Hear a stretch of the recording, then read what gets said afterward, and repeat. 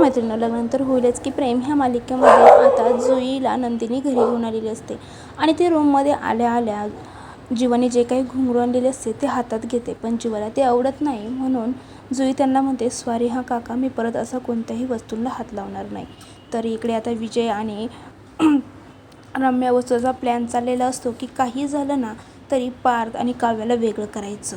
आणि इथे विजय आता रम्याला सांगत असतो की मी सांगितल्याप्रमाणे तुम्ही जर प्लॅन केला ना तर तुम्हाला कोणीच काही बोलू शकत नाही.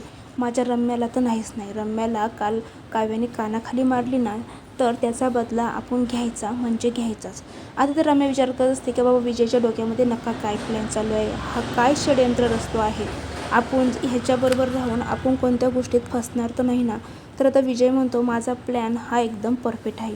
तर इकडे आता पार्थने काव्याला सरप्राईज देण्यासाठी रूममध्ये आणलेलं असतं. पार्थने तिच्या डोळ्यावरती हात ठेवलेला असतो आणि म्हणतो आज तुमच्यासाठी खूप बेस्ट सरप्राईज आहे. आणि तो भिंतीच्या दिशेने तिला इशारा करतो. काव्या ही हळूच भिंतीकडे वळून बघते आणि वळून बघितल्यानंतर ती सारखी भिंतीकडे बघत असते, कारण भिंतीवरती एक फोटो लावलेला असतो, पण तो फोटो कसला होता हा आपल्याला